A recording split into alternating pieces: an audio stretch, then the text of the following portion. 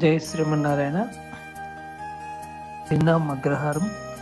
పూర్వం అగ్రహారాలని ఉండేవి కదా, అటువంటిది అగ్రహారం.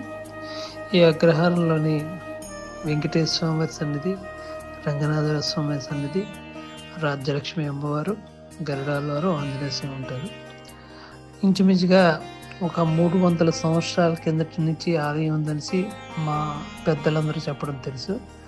దాంట్లోనే ఆలయాన్ని మళ్ళీ పునర్నిర్మాణం చేస్తున్నప్పుడు అందులో కాయిన్స్ పెట్టి కూడా మన పూర్వం బంగారు ప్రతి నాణ్యాలు ఉంటాయి కదా, అలాంటివన్నీ కలసల్లో ఉన్నాయని మా పెద్దలు చెప్పడం, మళ్ళీ అందులో పెట్టడం కూడా జరిగిందనమాట.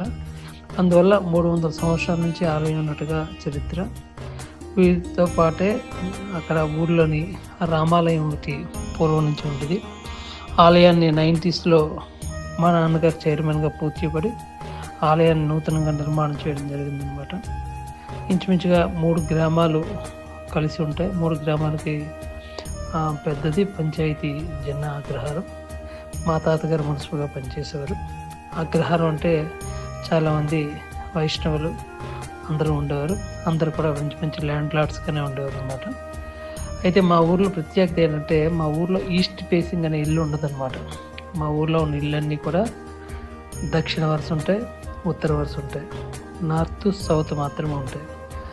ఈస్ట్గా ఉండేవి ఒకటి వెంకటేశ్వర సన్నిధి, రెండోది రామాలయం కూడా ఈస్ట్ ఫేసింగ్లో ఉంటాయి. అయితే ఆ సన్నిధిని చూస్తే మిగతా ఇళ్ళన్నీ స్వామి తాలూకా నీడలో ఉంటాయని పూర్వం నుంచి అందరికీ ప్రగాఢమైన విశ్వాసం. తద్వారానే ఊర్లోని అందరూ కూడా న్యాయంగా ధర్మంగా ఉంటారు. అందువల్లే ఆ భగవంతుని అనుగ్రహంలో ఊర్లో ఉన్న పిల్లలందరూ కూడా, అంటే పెద్ద జనరేషన్స్ తర్వాత వచ్చే పిల్లలు జనరేషన్స్ అందరూ కూడా బాగా అభివృద్ధిలోకి వచ్చారు. మంచి మంచి ఉద్యోగాలు, వ్యవహారాలు, వ్యాపారాలు చేసుకుంటూ బాగున్నారు. ఈ సందర్భంగా మా ఊర్లోని అన్న ప్రసాద కార్యక్రమం ప్రతి సంవత్సరం జరుగుతూ ఉంటుంది. ఈ సంవత్సరం రామాలయంలోనే నిర్వహించుకోవడం జరిగింది.